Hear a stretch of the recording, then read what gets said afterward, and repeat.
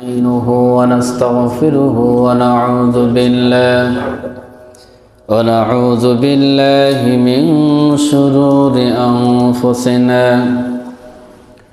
ومن سيئات أعمالنا من يهده الله فلا مضل له ومن يضلل فلن تجد له وليا مرشدا ونشهد أن لا إله إلا الله وحده لا شريك له ونشهد أن سيدنا حبيبنا طبيبنا وطبيب أرواحنا محمد الذي أرسله بالحق بشيرا ونذيرا وداعيا إلى الله بإذنه وسراجا منيرا فقد قال الله تبارك وتعالى في كلامه المجيد والفرقانه الحميد أعوذ بالله من الشيطان الرجيم بسم الله الرحمن الرحيم يا أيها الذين آمنوا إذا نودي للصلاة من يوم الجمعة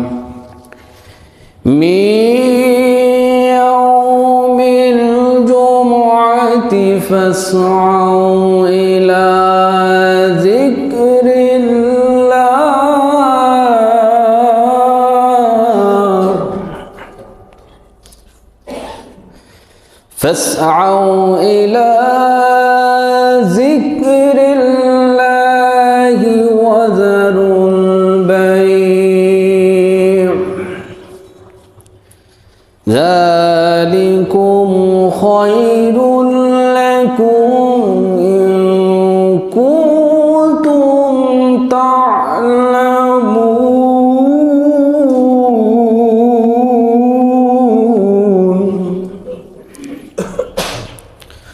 وقال أيضا إن الله وملائكته يصلون على النبي يا أيها الذين آمنوا صلوا عليه وسلموا تسليما اللهم صل على محمد وعلى آل محمد كما صليت على إبراهيم وعلى آل إبراهيم إنك حميد مجيد اللهم بارك على محمد وعلى آل محمد كما باركت على إبراهيم وعلى آل إبراهيم إنك حميد مجيد সকল প্রশংসার একমাত্র মালিককে সবখানে প্রশংসা করব কার মসজিদে আসার তৌফিক দিয়েছেন কে সে মহান তাবারক তাআলার শানে শুকরিয়া এবং প্রশংসা জ্ঞাপন করছি সবাই সমস্যারে পড়ছি আলহামদুলিল্লাহ বিশ্ব নবীর প্রতি সাইয়্যিদুল মুরসালিন ও খাতামুন নবিয়্যিন নবীদের সর্দার, মানব জাতির মহামানব, সেই মহামানবের প্রতি দুরূদ সালাম পড়ছি, সবাই পড়ছি সাল্লাল্লাহু আলাইহি ওয়াসাল্লাম। সম্মানিত উপস্থিতি, প্রচণ্ড শীতের ভিতরে আজকে জুম্মাতে উপস্থিত হতে পেরে খুশি না বেজার? তাহলে প্রশংসা হবে তাহলে কার? আল্লাহ তাআলা। আজকের আলোচনার বিষয় জুমার নামাজের ইতিহাস, গুরুত্ব ও করণীয় বিষয় সম্পর্কে। আল্লাহ তাআলা আমাকে কিছু বলার, আপনাদের কিছু বোঝার তৌফিক দান করেন, বলেন আমিন। সাথে সাথে সমসাময়িক বিষয়ে আমাদের স্বাগত বা খুবই আগত 2025 সালের সর্বশেষ জুমা আজকে, ঠিক কিনা বলেন? তার মানে আপনাদের সাথে আবার সাক্ষাৎ হবে 1 বছর পরে। কয়দিন পরে? 1 সপ্তাহ পরে, কিন্তু 2025 আর থাকবে না, 2026 রজব মাসের প্রথম জুমা উপস্থিত হতে পেরে আল্লাহ তাআলার কাছে আবারও শুকরিয়া, আলহামদুলিল্লাহ বলি। সমসাময়িক বিষয় বলতে আমাদের সামনে 31st নাইট আমাদের সামনে উপনীত। এরপরে জুমা 31st নাইট শেষ হয়ে যাবে। তার মানে 31st নাইট আমরা সবাই ওই রাত্রে উদযাপন করবো ইনশাআল্লাহ, নাকি? এই তো আপনারা বুঝে ফেলাইছেন। 31st নাইট একান্তই খ্রিস্টানদের কৃষ্টি কালচার ছাড়া আর কিছুই নয়। জোরে বলেন ঠিক না বেঠি? অথচ খ্রিস্টানরা আমাদের দেশ, আমাদের সহ ইন্ডিয়ার প্রায় 200 বছর তারা শাসন করেছে। শাসন করে শুধু চলে যান নাই, তাদের অপসংস্কৃতিগুলো মুসলমানদের ঘাড়ে চাপাই দিয়ে গেছেন। জোরে বলেন ঠিক না বেঠি? 31 রাত, এই রাত্রে বাদ্যযন্ত্র দিয়ে স্বাগত জানানো হবে 2026 সালকে। সবাই বলেন নাউযুবিল্লাহি মিন যালিক। বাদ্যযন্ত্র হারাম করেছেন কে? সবাই জোরে বলতে হবে কে? আল্লাহ তাআলা। সম্মানিত উপস্থিতি, আমার মাথায় আসে না যে এই রাতে তো আনন্দ করব কেন? এই রাতে তো দুঃখ করার কথা। কারণ আমি যদি 30 বছর বাঁচি, আমার বয়স থেকে একটা বছর শেষ হয়ে গেল। যে 60 বছর বা 70 বছরে বেঁচে আছে, সে চিন্তা করবে আমার বয়স থেকে একটা বছর মাইনাস হয়ে গেল। অন্তর থেকে আল্লাহ তাআলার কাছে দোয়া করবে যে আল্লাহ, যে একটা বছর চলে গেল, তুমি আমার পাপগুলো ক্ষমা করে দিও, আগামী বছরগুলো ভালোভাবে চলার তৌফিক দিও। জোরে বলেন আমিন। এই দোয়া বাদ দিয়ে বাঙালি নাম বাঙালি মুসলমান ইহুদি খ্রিস্টানদের সংস্কৃতি লালন করে, ফানুস ওড়ায়, সেই আগুন বিল্ডিংয়ের ভিতরে ঢোকে, আগুন লেগে বাচ্চা মারা গেছে, এরকম নজির আছে না নাই? আল্লাহ তাআলা এই সমস্ত অপসংস্কৃতি থেকে বেঁচে থাকার তৌফিক দান করেন। সবাই বলেন আমিন। আর একটা বিষয় হলো, এখানে অপচয় হয়, হাজার হাজার কোটি টাকা খরচ করা হয় আতশবাজি ফানুস উড়ায়ে। এই রাত্রে উদযাপন করলেন আল্লাহ তাআলা মহাগ্রন্থ আল কোরআনে বলছেন, ইন্নাল মুবাজ্জিরিনা কানু ইখওয়ানাশ শায়াতিন। নিশ্চয় তারা অপচয়কারী শয়তানের আপন ভাই। নাউযুবিল্লাহ বলেন। অপচয়কারী কে? শয়তানের আপন ভাই। আল্লাহ তাআলা বলে দিয়েছেন। যেহেতু খ্রিস্টানদের কালচার, তাদের জিনিস ব্যবহার করা এক জিনিস, তাদের কালচার, কৃষ্টি কালচার, সংস্কৃতি লালন করা আরেক জিনিস। রাসূল সাল্লাল্লাহু আলাইহি সাল্লাম বলেছেন, কিয়ামতের ময়দানে যারা যে জাতির সাথে সিমিলারিটি রাখবে, একাত্মতা প্রকাশ করবে, লালন করবে, মান তাশাব্বাহা বিকৌমিন ফাহুয়া মিন, যে জাতির অনুকরণ করবে, অপসংস্কৃতিকে নিজের সংস্কৃতিকে ভাববে, কিয়ামতের ময়দানে তাদের সাথে তাদের কিয়ামত হবে। সবাই বলেন নাউযুবিল্লাহি মিন যালিক। তাহলে 31st নাইটে বাদ্যযন্ত্র বা হারাম কোনো কাজ করা যাবে? আরো জোরে বলেন, যাবে না। আল্লাহ তাআলা আমাদেরকে বেঁচে থাকার তৌফিক দান করেন। সবাই বলেন আমিন। সম্মানিত উপস্থিতি, আলোচনার পয়েন্ট হচ্ছে জুম্মার নামাজের ইতিহাস, গুরুত্ব ও করণীয় সম্পর্কে। জুম্মার নামাজের ইতিহাস প্রথমত হলো, জুমআ শব্দটি হচ্ছে আরবি শব্দ। কি শব্দ? এর অর্থ হচ্ছে একত্রিত হওয়া, সমবেত হওয়া। সেজন্য বলা হয় ইয়াউমুল জুমআ, সমবেত হওয়ার দিন। আজকের সাপ্তাহিক একটা আনন্দ বা ঈদের দিন আল্লাহ তাআলা আমাদেরকে নির্ধারণ করে দিয়েছেন। সুবহানাল্লাহ বলেন। রাসূল সাল্লাল্লাহু আলাইহি সাল্লামের পূর্বপুরুষদের একজন ছিলেন কাব ইবনে লুয়াই। তিনি প্রথম মুসলমানদের নিয়ে শুক্রবারে মানুষদেরকে একত্র করেন, জুমার নামাজ না, একত্র করেন।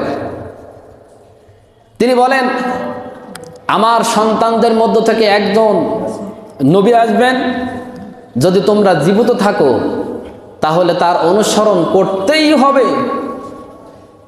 এরপর তিনি আক্ষেপ করে বলেন, হায় আফসোস, যদি আমি তার যুগে উপস্থিত থাকতে পারতাম, তাহলে কুরাইশরা যখন সত্য থেকে মুখ ফেরাই নেবে, রাসূল সাল্লাল্লাহু আলাইহি সাল্লামের সামনে আমি ঢাল হিসেবে দাঁড়ায় থাকতাম। সুবহানাল্লাহ। এরপর থেকে জুম্মার যেহেতু ইতিহাস, মদিনায় আনসারদের মধ্যে আলোচনা হয়। কি আলোচনা হয়? শনিবারের দিন ইহুদিগণ সাপ্তাহিক উৎসব হিসেবে পালন করেন। কি বারের দিন? রবিবারের দিন খ্রিস্টানরা তাদের সাপ্তাহিক অনুষ্ঠান আলোচনা করে থাকেন, পরিচালনা করে থাকেন। তারা আলোচনা করতে থাকে যে তাহলে মুসলমানদের যদি জুমার দিনটা যদি আমাদের কোন একটা উৎসবের দিন হতো তাহলে খুবই ভালো হতো। সুবহানাল্লাহ বলবেন না? কারণ এই জুমার দিনে আল্লাহ রাব্বুল আলামিন এই সৃষ্ট জগৎ, আসমান জমিন তৈরি করেছেন 6 দিনে। কয় দিনে? সবাই জানেন তো? কয় দিনে তৈরি করেছেন? তার মানে আল্লাহ তাআলার একটু দুর্বলতা আছে? আল্লাহ তাআলা এমনি সময় নিয়েছেন, তিনি চাইলে কুন ফায়াকুন হয়ে যায়। কিন্তু আল্লাহ তাআলা 6 দিন সময় নিলেন তার বিশেষ হিকমার কারণে। আল্লাহ রাব্বুল আলামিন মহাগ্রন্থ আল কোরআনে বলছেন, ইন্না রাব্বাকুমুল্লাহুল্লাযী খালাকাস সামাওয়াতি ওয়াল আরদ ফি সিত্তাতি আইয়াম। আমি আল্লাহ রাব্বুল আলামিন আসমান এবং জমিনকে তৈরি করেছি 6 দিনে। কয় দিনে? আরো জোরে বলেন, কয় দিন? এই 6 দিনের ভিতরে রবিবার থেকে শুরু করে শুক্রবার আল্লাহ তাআলা সৃষ্ট নৈপুণ্যতা শেষ করেন এই জুমার দিনে। সবাই বলেন সুবহানাল্লাহ। প্রকৃত জুমার সূচনা, জুমা ফরজ হয় হিজরতের প্রথম বছরে। নবীজি সাল্লাল্লাহু আলাইহি সাল্লাম মক্কা থেকে হিজরত করে কুবায় অবস্থান নেন। সেখান থেকে জুমার দিন মদিনার পথে যাত্রা করলেন। বনি সালেম গোত্রের উপত্যকায় জোহরের সময় আসলো, তখন জুমা ফরজ হয়নি। বনি সালেম গোত্রের যখন উপত্যকা আসলেন, জোহরের সময় উপস্থিত হলো। তিনি সেখানেই সাহাবীদেরকে নিয়ে ইসলামের প্রথম জুমা আদায় করলেন। এটিকে ইসলামের প্রথম জুমা বলা হয়। সুবহানাল্লাহ বলেন। জুমার গুরুত্ব কম না বেশি? সবাই জোরে বলেন, কম না বেশি? বেশি। মুসান্নাফে আব্দুর রাজ্জাক 4 নম্বর খণ্ড 317 নম্বর হাদিস। আন ইবনে উমর রাদিয়াল্লাহু তাআলা, হযরত ওমর রাদিয়াল্লাহু তাআলা আনহু বর্ণিত, খামসুন লায়ানিন লা তুরাদ্দু ফীহিন্না দাওয়া। এমন 5টা রাত আছে যেই রাতে বান্দারা যা চাবে আল্লাহ তাআলা তাকে সেই পুরস্কার দিয়ে দিবেন। সুবহানাল্লাহ। এই 5টা রাত জানা দরকার আছে না নাই? আল্লাহ তাআলা কবুল করে নেন, বলেন আমিন। 1 নম্বর হলো আউওয়ালা লাইলাতিন মির রজব। এখন চলছে রজব মাস। রজব মাসের প্রথম যে রজনী, ওই রাতে বান্দা যদি যা চাবে আল্লাহ তাআলা সেটা পূরণ করবে। সুবহানাল্লাহ। এই রজব মাস, শাবান মাস আসলে পরে, রজবের পর কি মাস? শাবানের পরে। এই তো আলহামদুলিল্লাহ, আপনারা অনেক জানেন, বোঝেন, সচেতন। আল্লাহ কবুল করে নেন, বলেন আমিন। এই মাস আসলে পরে বিশ্বনবী বলতেন, আল্লাহুম্মা বারিক লানা ফি রজবা ওয়া শাবান ওয়া বাল্লিগনা রমাদান। হে আল্লাহ, রজব এবং শাবান মাসে আপনি বারাকা দান করেন, আর রমজান পর্যন্ত আমাদেরকে হায়াত দীর্ঘ করে দেন। সবাই বলেন আমিন। এক নম্বর হলো রজব মাসের প্রথম যে রাত আল্লাহ তাআলা ফিরাই দেন না দোয়া, ওয়ালাইলাতিন নিসফি মিন শাবান, শাবান মাসের মধ্য রজনী আল্লাহ তাআলা গুনাহ মাফ করে দেন। ওয়ালাইলাতুল জুমআ, জুমার রাতে বান্দা আল্লাহ তাআলার কাছে যেটা চাবে সহি সালামতে ঈমান নিয়ে ইয়াকিন নিয়ে যেটা চাবে আল্লাহ তাআলা কবুল করে নেবেন। সুবহানাল্লাহ বলেন। ওয়ালাইলাতুল ফিতর, ঈদুল ফিতরের রাতে। ওয়ালাইলাতুন নাহার, কুরবানির ঈদের রাতে। এই 5টা রাতে বান্দা আল্লাহ তাআলা দরবারে যেটা চাবে আল্লাহ তাআলা সেই দোয়া ফেরত দেন না। সবাই বলেন সুবহানাল্লাহ। পৃথিবীর ভিতরে যত দিন আছে জুম্মার দিনটাকে সর্বোচ্চ পর্যায়ে নিয়ে যাওয়া হয়েছে এই হাদিস অনুপাতে। আন আবি হুরায়রা রাদিয়াল্লাহু তাআলা আন্নান নবী সাল্লাল্লাহু আলাইহি ওয়াসাল্লাম قال خير يوم طلعت عليه الشمس يوم الجمعة। বিশ্বনবী জনাব মুহাম্মদ সাল্লাল্লাহু আলাইহি সাল্লাম বলছেন, সূর্যোদয়ের দিনগুলোর মধ্যে উত্তম দিন হলো এই জুম্মার দিন। সুবহানাল্লাহ। কেন উত্তম দিন? এক নম্বর হলো ফিহি খুলিকা আদম, হযরত আদম আলাইহিস সালামকে এই জুম্মার দিনে তৈরি করা হলো, সৃষ্টি করা হয়েছিল। সুবহানাল্লাহ। প্রথম মানব পৃথিবীর কে?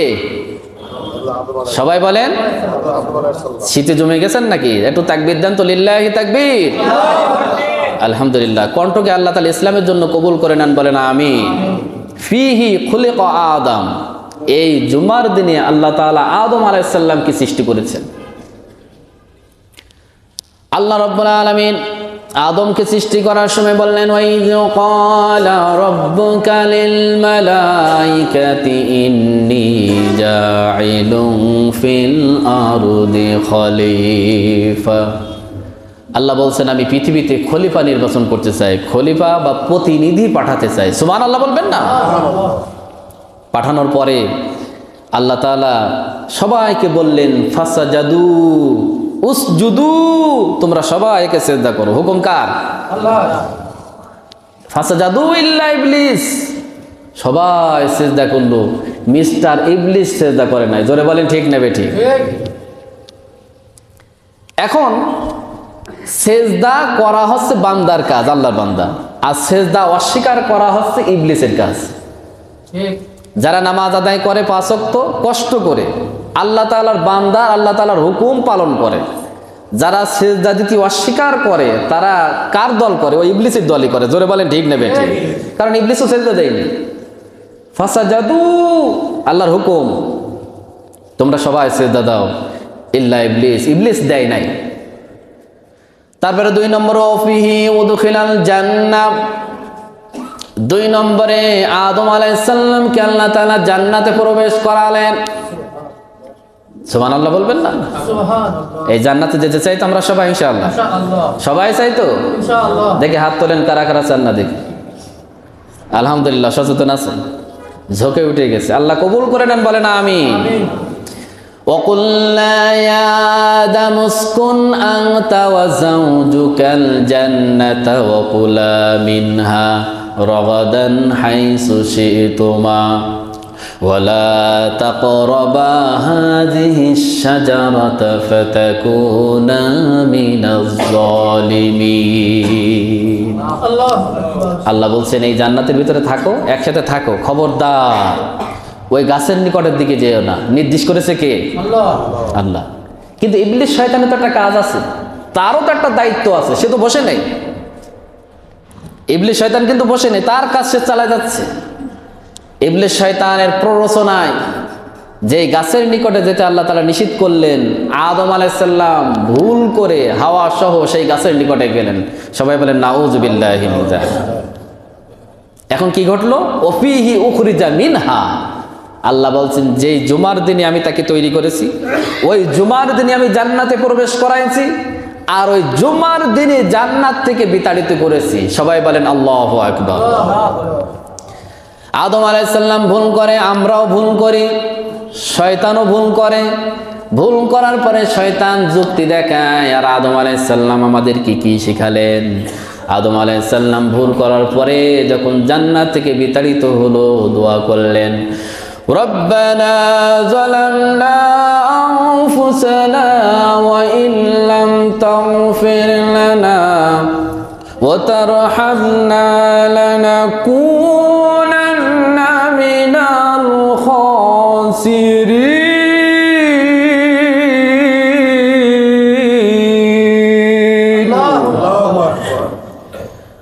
আদম আলাইহিস সালাম বললেন, রব্বানা, হে আমাদের প্রতিপালক, যালামনা আনফুসানা, আমার নিজের প্রতি জুলুম করে ফেলেছি, ভুল করে ফেলেছি।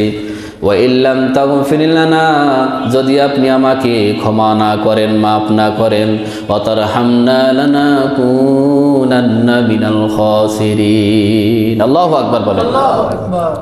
যদি আপনি আমাকে ক্ষমা না করেন, আমি জুলুম করে ফেলেছি, ভুল করে ফেলেছি, তাহলে আমি ক্ষতিগ্রস্তের ভিতরে অন্তর্ভুক্ত হয়ে যাব। সবাই বলেন আল্লাহু আকবার। ভুল করবে আদম জাতি, কিন্তু ভুল থেকে ভুল স্বীকার করে তওবা করে ফিরে আসবে মুমিন জাতি। জোরে বলেন ঠিক না বেঠিক? কিন্তু কেউ যদি ভুল করার পরেও যুক্তি দেখাবে না, এই কারণে আমি এই কাজ করেছি, ভুল স্বীকার করবে না। ভুল স্বীকার করা আদম আলাইহিস সালামের কাজ, আর ভুল করার পরে আবার তার উপরে প্রতিষ্ঠিত থাকা হলো ইবলিসের কাজ। জোরে বলেন ঠিক না বেঠিক? 3 নম্বরে গেল। 4 নম্বরে হলো ওয়ালা তাকুমুস সাআ ইল্লা ফি ইয়াউমিল জুমআহ। আল্লাহ তাআলা কিয়ামত দিবেন যেদিন, সেই দিনও এই জুম্মার দিন হবেন। সবাই বলেন আল্লাহু আকবার। কিয়ামত হবে কি বারে? আরো জোরে বলেন। আল্লাহ তাআলা আমাদেরকে মাফ করে দেন, বলেন আমিন। জুমার ফজিলত কি? প্রকৃতপক্ষে জুম্মার যে ফজিলত, এক জুম্মা থেকে আরেক জুম্মা যত সগীরা গুনাহ, আল্লাহ তাআলা ছোট গুনাহগুলো সব মাফ করে দেন। সুবহানাল্লাহ বলেন। মুসলিম শরীফের হাদিস 440 নম্বর হাদিস। বিশ্বনবী হাদিসে বর্ণনা করছেন, আন আবি হুরায়রা রাদিয়াল্লাহু তাআলা আন্না রাসূলুল্লাহ সাল্লাল্লাহু আলাইহি ওয়াসাল্লাম কানা ইয়াকুলু সালাতু ফিল খামস। 5 ওয়াক্ত নামাজ এমন অবস্থা আল্লাহ তাআলা এমন ভাবে ফিট করে রেখেছেন, কোন বান্দা যদি 5 ওয়াক্ত নামাজ সুন্দরভাবে আদায় করতে পারে, এর ভিতরে যত সগীরা গুনাহ আছে আল্লাহ সব গুনাহগুলো মাফ করে দেয়। সুবহানাল্লাহ জোরে হয়নি কিন্তু? সুবহানাল্লাহ গুরুত্ব আছে না নাই বলেন তো? কষ্ট হচ্ছে আপনাদের? কোন বান্দা খালিস নিয়তে ইমাম সাহেব বললে হবে না, সবাই বলেন সুবহানাল্লাহ, সবাই বলেন সুবহানাল্লাহ, এরকম না। সুবহানাল্লাহ বলতে হয় এরকম একটা জায়গায় কেউ যদি ইচ্ছা করে বলে সুবহানাল্লাহ, আসমান এবং জমিনে যত ফাঁকা জায়গা আল্লাহ সওয়াব দিয়ে পূর্ণ করে দেয়। আমি দেখতে চাই আপনাদের একটা গুণ, সেটা হলো সুবহানাল্লাহ যখন বলার দরকার, আমার বলার আগে আপনারা বলেন কিনা, আমি একটু পরীক্ষা করতে চাই। ওয়াল জুমআতু ইলাল জুমআ, কোন বান্দা যদি জুমার নামাজ আদায় করে, এক জুমা থেকে আরেক জুমার ভিতরে যত কাফফারা, যত সগীরা গুনাহ আছে সব গুনাহগুলো আল্লাহ তাআলা কাফফারা করে দেয়। আলহামদুলিল্লাহ, হয়েছে। এইটাই চাই, অন্তর থেকে আসতে হবে, জোরে জোরে নিয়ে আসলে হবে না, অন্তর থেকে ভালোবাসেন। সুবহানাল্লাহ। ওয়া রমাদান ইলা রমাদান, বিশ্বনবী বলছেন কোন বান্দা রমজানে রোজা রাখলো, হুকুম আহকাম গুলো মেনে চললো, আর একটা রমজান আসার আগে এর ভিতরে যত গুনাহ হয়ে যায়, ছোটখাটো গুনাহ, আল্লাহ তাআলা সেগুলো মাফ করে দেয়। আলহামদুলিল্লাহ। মুকাফফিরাতুন মা বাইনাহুন্না ইযা ইজতানাবাল কাবাইর। কবিরা গুনাহ আল্লাহ মাফ করবেন না, কবিরা গুনাহের জন্য তওবা করা লাগবে। সগীরা গুনাহ আল্লাহ মাফ করবেন, কিন্তু কবিরা গুনাহ আল্লাহ তাআলা মাফ করবেন না। আল্লাহ তাআলা আমাদেরকে মাফ করে দেন, বলেন আমিন। 31st নাইট পালন করা সগীরা গুনাহ না কবিরা গুনাহ? সুন্নত না নফল? কিছুই না, এটা তো হারাম। মুসলমানদের জন্য কি হারাম? আমরা এখানে জোরে জোরে চিল্লাই। দেখেন আমাদের ভিতরে ভাইরাই দেখবেন 31st নাইটে ওই ফানুস না উড়ালে, বাজি না ফুটালে, গান না শুনলে তাদের এই দিন পার হবে না। জোরে বলেন ঠিক নেবে ঠিক? শয়তানের তো একটা কাজ আছে, সে তো কাজ চালাই যাবে। আপনি কতটা প্রোটেকশন দিয়েছেন? যেরকম ল্যাপটপ ব্যবহার করতে গেলে ল্যাপটপের কিন্তু ভাইরাস লাগে, ভাইরাস দূর করতে গেলে একটা জিনিস লাগে, সেটা কি? অ্যান্টিভাইরাস। এই তো বুঝতে পেরেছেন। যত মুমিন প্রতিদিন তার অ্যান্টিভাইরাস সেট আপ হবে, ইনস্টল করা হবে। যত ভাইরাস আসবে ভাইরাসগুলো ধ্বংস করে দেবে। যদি দেখা যায় খ্রিস্টানদের ওই কৃষ্টি কালচার অন্তরের ভিতরে ঢুকছে, ল্যাপটপ যেমন ধ্বংস হয়ে যায়, আপনার ইমানটা তার সে ধ্বংস হয়ে যায়, ঠিক না? তাহলে কিয়ামত যেদিন হবে সেদিন কি বার হবে? শুক্রবার হবে। মা বাইরাহুন নাইদা ইজতানাবাল কাবাইর, কাফফারা হয়ে যাবে, কিন্তু কবিরা গুনাহ থেকে বেঁচে থাকতে হবে। কবিরা গুনাহ থেকে যদি বাঁচতে পারি, জুমার দিনে যদি কারোর মৃত্যু হয়ে যায়, ওই মৃত্যু হলে কবরের আযাবগুলো আল্লাহ তাআলা মাফ করে দেয়। আলহামদুলিল্লাহ, সুবহানাল্লাহ, জোরে হয়েছে নাকি? জুমার দিনে যদি মারা যায়, কবরে আযাব যদি মাফ হয়, এর চেয়ে বড় সুসংবাদ আর কি হতে পারে? যেরকম শহীদ উসমান বিন হাদি কিবারে মারা গিয়েছে? জানা আছে আপনাদের? এমনি তো দেখা দৃষ্টিতে আমার কাছে শহীদ মনে হয়েছে, কারণ তার চলাফেরা, চালচলন, কথাবার্তা, প্রতিবাদ, নামাজ কালাম যা দেখেছি আমি সন্তুষ্ট হয়েছি। আল্লাহ তাআলা তাকে কবুল করে নেন, বলেন আমিন। আপনারা আবার কিছু মনে করেন না, আপনিও করেন, আপনি নিজে এই কাজটা করেন, আমার অন্তর থেকে আপনার জন্য দোয়া আসবে, আল্লাহ তাআলা কবুল করে নেন, বলেন আমিন। বিদ্রোহী কবি নাম কি? আমি চাইলে কি তার পাশে কবর দিতে পারবে কেউ? টাকা পয়সা দিলে, ঘুষ ঘাস দিলে হবে নাকি? ওসমান হাদি 32 বছর বয়সে বিদ্রোহী কবি কাজী নজরুল ইসলামের মাজারে পাশে তার কবরস্থ করা হয়েছে। আল্লাহ তাআলা কবুল করে নেন, বলেন আমিন। সম্মানিত উপস্থিতি, বিদ্রোহী কবি কি বলেছিলেন? মসজিদের ওই পাশে আমার কবর দিও ভাই। আল্লাহ কবুল করেছেন না করেন নাই? মসজিদেরই পাশে আমার কবর দিও ভাই, যেন গড়ে থেকে মুয়াজ্জিনের আযান শুনতে পাই। মসজিদেরই পাশে আমার কবর দিও ভাই, বলেন আমিন। আমার গোরের পাশে দিয়ে ভাই নামাজিরা যাবে, পবিত্র সেই পায়ের ধ্বনি এ বান্দা শুনতে পাবে। ঘোর আযাব থেকে গুনাহগার পাইবে রেহাই। মসজিদেরই পাশে আমার কবর দিও ভাই, বলেন আমিন। আল্লাহ তাআলা শহীদ উসমান হাদিকে শহীদ হিসেবে কবুল করে নেন, বলেন আমিন। যদি জুমার দিনে মৃত্যু হয়, হাদিসের ভিতরে জামে তিরমিজি 1074 নম্বর হাদিসে বিশ্বনবী বর্ণনা করছেন। আন আব্দুল্লাহ ইবনে আমর قال قال رسول الله صلى الله عليه وسلم ما من مسلم يموت يوم الجمعة أو ليلة الجمعة إلا وقاه الله فتنة القبر। আন আব্দুল্লাহ ইবনে আমর রাদিয়াল্লাহু তাআলা আনহু থেকে বর্ণিত, তিনি বলেন রাসূল সাল্লাল্লাহু আলাইহি সাল্লাম বর্ণনা করেছেন, মা মিন মুসলিমি ইয়ামুতু ইয়াউমাল জুমআ, কোন মুসলমান যদি জুমার দিনে মৃত্যুবরণ করে, আল্লাহ তাআলা তার হাবিব দিয়ে বলছেন মুসলমান জুমার দিনে মৃত্যুবরণ করে। এখন আপনারা বলেন, কোন কাফের বেঈমান যদি জুমার দিনে মৃত্যুবরণ করে শহীদ হবে নাকি? আরো জোরে বলেন।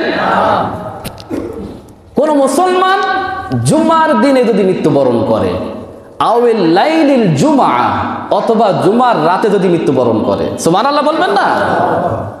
ইল্লা ওয়াকাহাল্লাহ, আল্লাহ তাআলা তার কবরের শাস্তি থেকে রক্ষা করবে। সুবহানাল্লাহ, কিন্তু বাস জোরে হয়নি। সুবহানাল্লাহ। আল্লাহ তাআলা আমাদের সবাইকে শহীদ হিসেবে কবুল করে নেন, সবাই বলেন আমিন। সম্মানিত উপস্থিতি, জুম্মার দিনে করণীয়, যেহেতু আলোচনার পয়েন্ট জুমা, এর বাইরে আমি কথা বলতে পারছি না। প্রথম কাজ হলো, করণীয় হলো জুমার দিনে মিসওয়াক করতে হবে। কি করতে হবে? আরো জোরে বলেন, মিসওয়াক। 2 নম্বর হলো গোসল করতে হবে সুন্দর করে। 3 নম্বর হলো সুগন্ধি ব্যবহার করতে হবে জুমার দিনে, সবাই মুখস্থ করে ফেলবেন। 4 নম্বর হলো আগে আগে মসজিদে আসতে হবে না সবার শেষে আসতে হবে? অথচ এমন মুসল্লি আছে সবার শেষে আসে সবার আগে বাইর হয়, এরকম লোক আছে না নাই বলেন তো? মানে শয়তান তাকে টেনে ধরে, তো ওই জায়গায় বসে ফাও কাজ ওইসব শোনার দরকার কি? তুমি কি কম জানো নাকি? সবার শেষে যাবা, কোনো রকম 1 রাকাত পাইলে হবে, মোনাজাতও করার দরকার নেই, দৌড় মারবে এখান থেকে। এরকম মুসল্লি আছে না নাই? আগে আগে মসজিদে যাওয়ার ফজিলাত কি হাদিসের ভেতরে আসছে। প্রথম ব্যক্তি, যে ব্যক্তি প্রথমে এই মসজিদে দাখিল হবে, বিশ্বনবী বলছেন তার হাদিসের ভাষ্য অনুবাদে, একটা উট কুরবানি দিলে যে সওয়াব হয় তার আমলনামায় আল্লাহ রাব্বুল আলামিন সমপরিমাণ সওয়াব দিয়ে দিবে। আল্লাহু আকবার। 2 নম্বরে যে ব্যক্তি ঢুকবেন, একটা গাভী কুরবানি দিলে যে সওয়াব হয় সেই সওয়াব সমপরিমাণ সওয়াব তার আমলনামায় আল্লাহ তাআলা দিয়ে দিবে।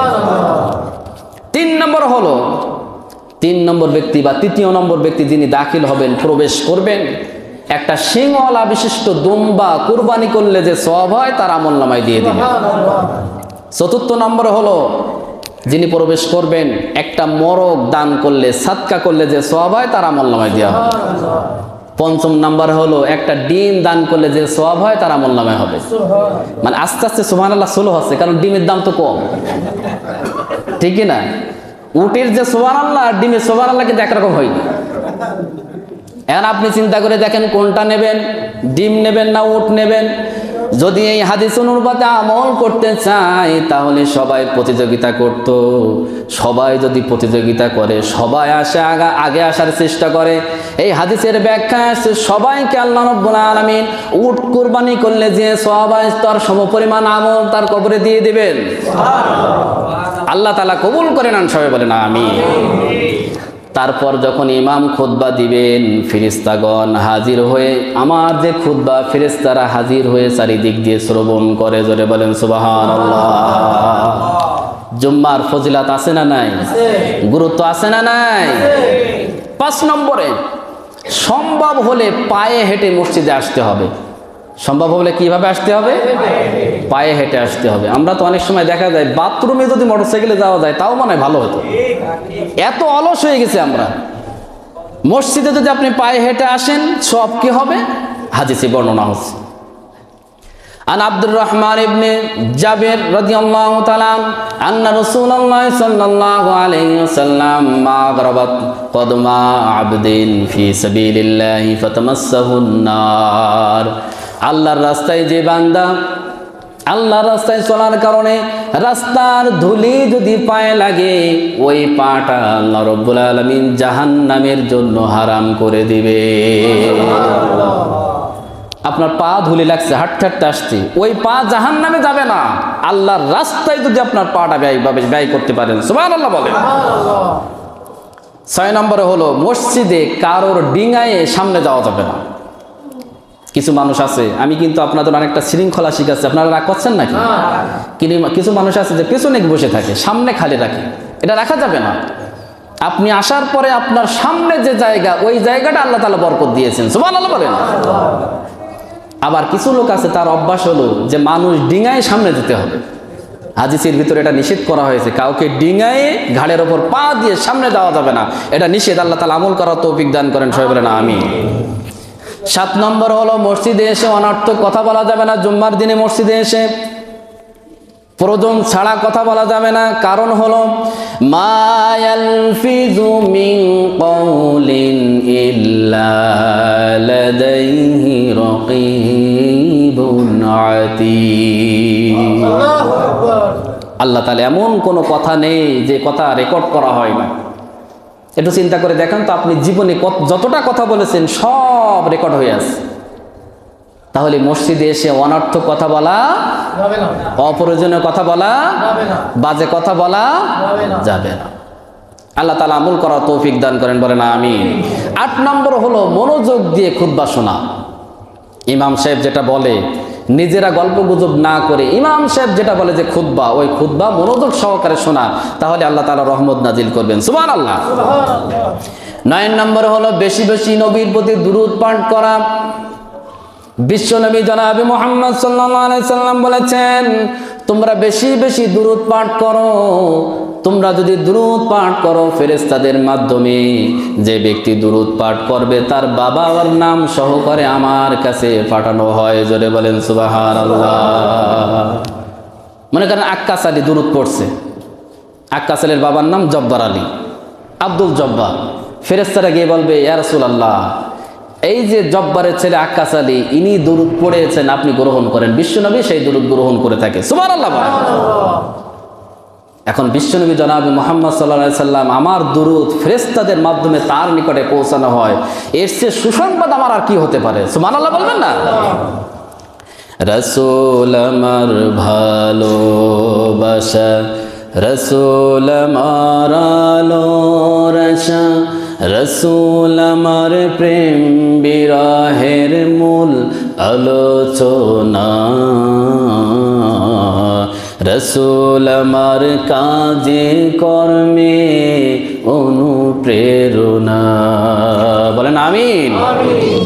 এ কথা শুনে হযরত ইবনে আউস রাদিয়াল্লাহু তাআলা আনহু বলেন, ইয়া রাসূলুল্লাহ, আপনি যে বলেন আপনার নিকটে দুরূদ পাঠ করা হবে, পেশ করা হবে, কিন্তু আমার জানতে বড় ইচ্ছে করে, আপনার দেহ, আপনার শরীর তো জরাজীর্ণ হয়ে মাটির সাথে মিশে যাবে, তাহলে কিভাবে পাঠানো হবে?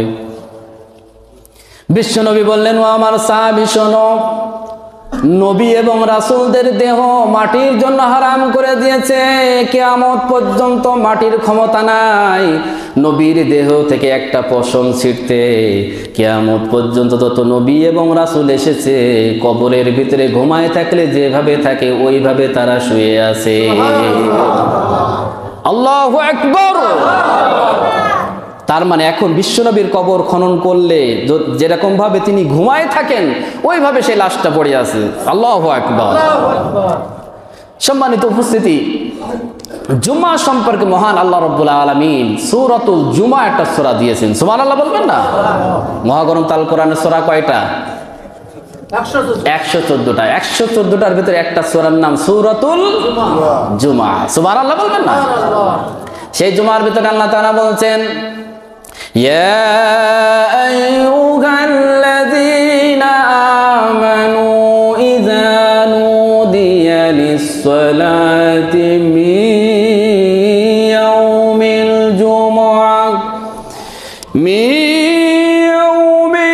জুমআতি ফাসআউ ইলা যিকরিল্লাহি ওয়া যারুল বাই'।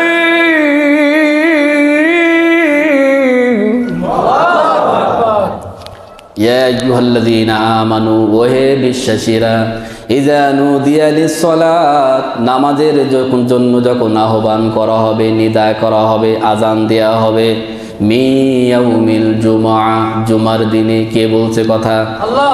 আরো জোরে বলেন, কে বলছে? ইযা নুদিয়া লিস-সালাতি মিন ইয়াউমিল জুমআ, ওহে বিশ্বাসীরা, ওহে ঈমানদারেরা, শোনো, নামাজের জন্য যখন মুয়াজ্জিন আজান দেবে জুমার দিনে, ফাসআউ ইলা যিকরিল্লাহ, আল্লাহ তাআলা জিকিরের দিকে তোমরা ধাবিত হও, বেরিয়ে পড়ো। সুবহানাল্লাহ। জিকির থেকে বিমুখ হলে তার বিপদ কম না বেশি? আরো জোরে বলেন, বেশি। ওয়াজারুল বাই, ব্যবসা বন্ধ করে দাও। এখন কেউ যদি বলে যে না, আমি মুসলমান, আজান হয়েছে তাই কি আমি ব্যবসা বাণিজ্য চালাবো, আল্লাহ রাব্বুল আলামিন বলছেন, মাইয়াশু আন যিকরির রহমান নুকাইয়িদ লাহু শাইতানান ফাহুয়া লাহু করিন। আল্লাহ তাআলা বলছেন, যে ব্যক্তি মুখ ফিরিয়ে নেবে জিকির থেকে, আল্লাহ রাব্বুল আলামিন তার জন্য একটা শয়তান নিয়োজিত করে দেবেন, বডিগার্ড। কি নিয়োজিত করে দেবেন? আল্লাহ তাআলা একটা শয়তান নিয়োজিত করা হবে। আল্লাহ তাআলা জিকিরের জন্য যখন ধাবিত হতে বলছে, জিকিরের বিরোধিতা যারা করবে, আল্লাহ তাআলা বলছেন তার জন্য একটা শয়তান নির্ধারণ করা হবে। সবাই বলেন নাউযুবিল্লাহ। ফাহুয়া লাহু করিন। আল্লাহু আকবার। সেই শয়তান তার সঙ্গী হবে।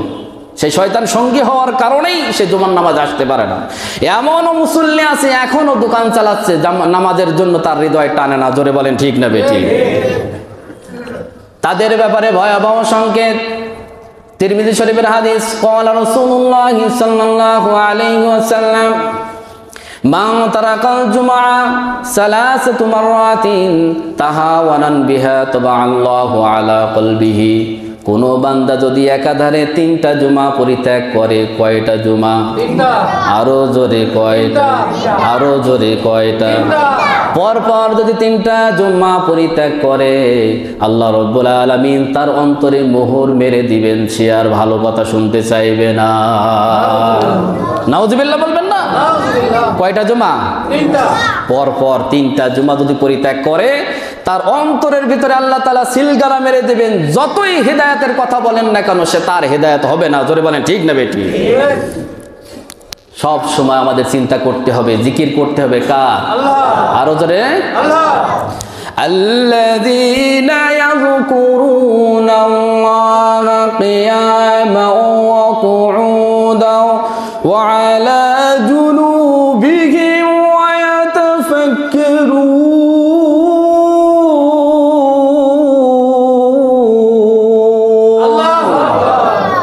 আল্লাযীনা ইয়াযকুরুনাল্লাহা কিয়ামা, যারা জিকির করে দাঁড়ায়, বসে, শুয়ে, অসুস্থ অবস্থায়, সর্ব সময় জিকির হবে কার? আল্লাহ।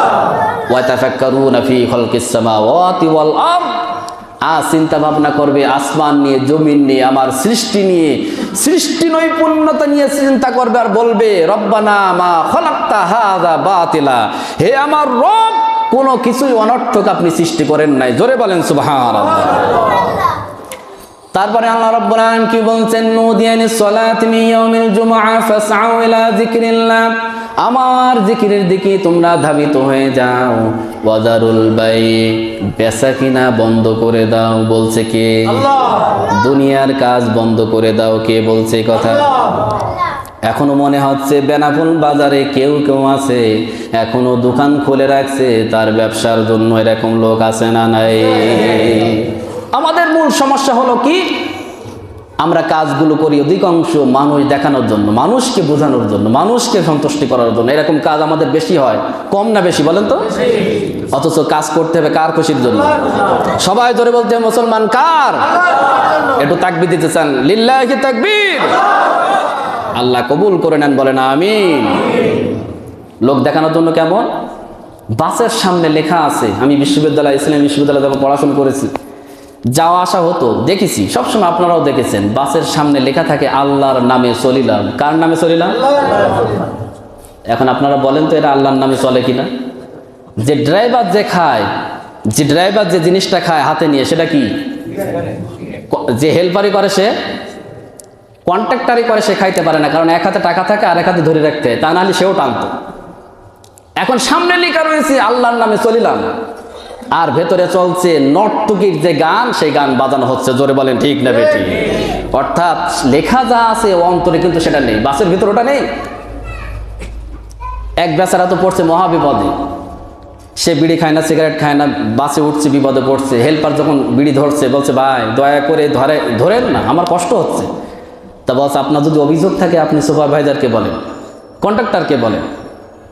মেয়ে বুড়া মানুষ আস্তে আস্তে উঠে যে কন্ট্রাক্টরের কাছে গিয়েছে, ভাই এই যে বিড়ি ধরাচ্ছে, বিড়ি খাচ্ছে, আমার তো ক্ষতি হচ্ছে। তা বলছে আপনার যদি কোনো অভিযোগ থাকে তাহলে দয়া করে আপনি ড্রাইভারের কাছে যান। তখন বুড়া মানুষ আস্তে আস্তে কষ্ট করে সামনে এসে দেখে ড্রাইভার পান চাবাচ্ছে আর ডান হাতে একটা সিগারেট ধরা আছে। সবাই বলেন সুবহানাল্লাহ। আরো জোরে বলেন। এখন আপনি বলেন, ওই বুড়া মানুষ ড্রাইভার যদি বলে যে হেল্পার সিগারেট ধরাইছে, ও কি প্রতিবাদ করবে নাকি? যার কাছে আপনি নালি দেবেন তার চেয়ে নিকৃষ্ট লোক আমাদের আসনে বসে থাকে। জোরে বলেন ঠিক না বেটি?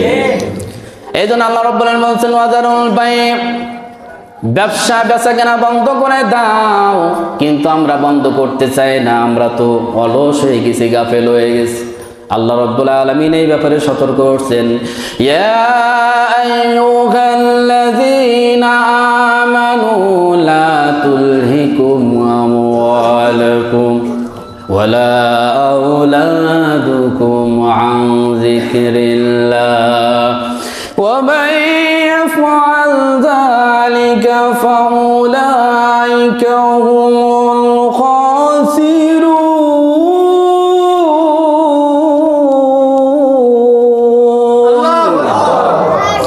ইয়া আইয়ুহাল্লাযীনা আমানু, হে ইমানদারেরা, লা তুলহিকুম, তোমরা জানো গাফিল না হয়ে যাও, অলস না হয়ে যায়, আমওয়ালাকুম, তোমাদের ধন সম্পদ নিয়ে তোমরা জানো অলস না হয়ে যাও। যারা নামাজের সময় ব্যবসা খুলে আসছে তাদের ব্যাপারে আল্লাহ বলছেন তোমরা যেন ধন সম্পদের ব্যাপারে অলস না হয়ে যাও। ওয়ালা আওলাদুকুম আন যিকরিল্লাহ, আর তোমাদের সন্তান সন্ততি লালন পালনের ব্যাপারে আমার আল্লাহর জিকির থেকে তোমরা যেন অলস না হয়ে যাও, ঘুরে না যাও, ফিরে না যাও।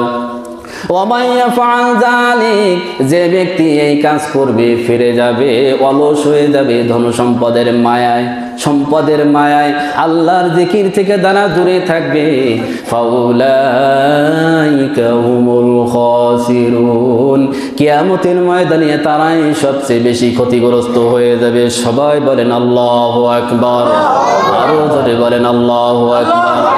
ফাইযা কুদিয়াতিস সালাতু ফান্তাশিরু ফিল আরদ, যখন জুমার নামাজ হয়ে যাবে পৃথিবীতে জড়ায় ছড়ায় যাও, জমিনে ছড়ায় যাও। আজানের আগে যে ব্যবসা করছিলা আমার স্মরণে, আমার জিকিরে, আমার নামাজের জন্য তুমি মায়া দিয়েছো, ভালোবাসা দিয়েছো, নামাজ আদায় করার পরে তোমার ব্যবসা শুরু করো, তোমার ব্যবসা 70 গুণ বরকত দিয়ে আমি আল্লাহ রাব্বুল আলামিন ভরে দেব। আল্লাহ তাআলা আমাদেরকে কবুল করে নেন, বলেন আমিন। জুমার নামাজের প্রতি আরো বিনয় হওয়ার তৌফিক দান করে দেন, সবাই বলেন আমিন। সুবহানাকাল্লাহুম্মা ওয়া বিহামদিকা আশহাদু আল্লা ইলাহা ইল্লা আনতা আস্তাগফিরুকা ওয়া আতুবু ইলাইক। আসসালামু আলাইকুম ওয়া রাহমাতুল্লাহি ওয়া বারাকাতুহু।